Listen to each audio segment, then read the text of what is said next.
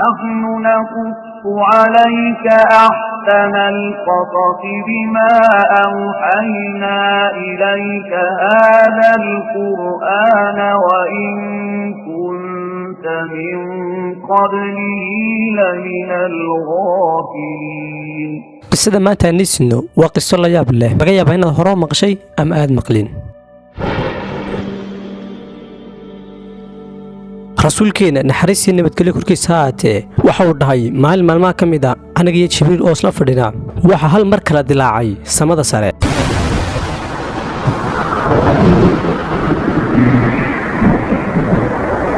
waxaana dhankii samada sare ka soo degay malag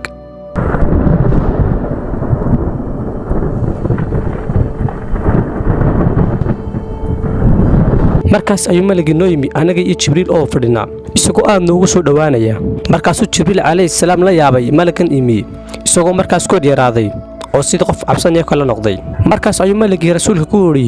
nabi allow waxaan ahay fariin kaga timi xagga alle waxaanu ku siinayaa laba doorasho inaad noqoto nabi nuur sida boqorada oo kale iyo inaad noqoto nabi nuur sida adoomada oo kale oo wax isla weynina aan ku jirin nabiyada u noolaa sida boqortooyada kale waxaan tusaale ku soo qaadanaynaa sida nabi Suleymaan iyo nabi Daawud calayhi salaam waxaanay ku noolaayeen nolol weyn oo dunida si doona ayuu maamuli jireen heer ay gaareen inay dabashu la shaqeyso hadaba nabi allow labadaas doorasho midka doonto dooro waxaan nabiga sallallahu alayhi wasallam yiri markii la soo dhigay labada ikhtiyaar waxaan eegay xagga jibriil waxaanu jibriil igu yiri waxa doorataa inaad u noolaato sida adoomada oo kale markaas ayuu nabiga malagii ku yiri waxaan doortay inaan u noolaado sida adoomada oo kale oo waxa aan isla weyn aanay ku jirin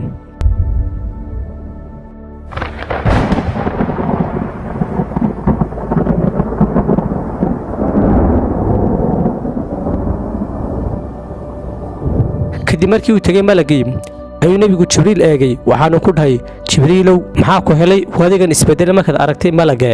markaasuu ku dhahay maxamedow sallallahu alayhi wasallam malagan aan maanta aragtay maanta ka hor weligii uu soo degin dhulka wallaahi baan ku dhaartay wax kale ma qaadan inay saacada qiyaamahu dhacayso mooyaane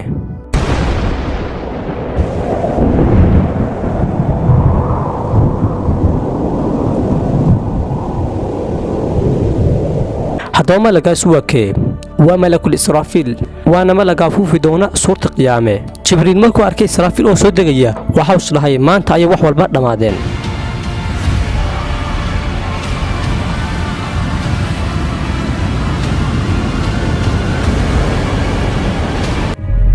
si aad u hesho muuqaalo badan hadda subscribe dhe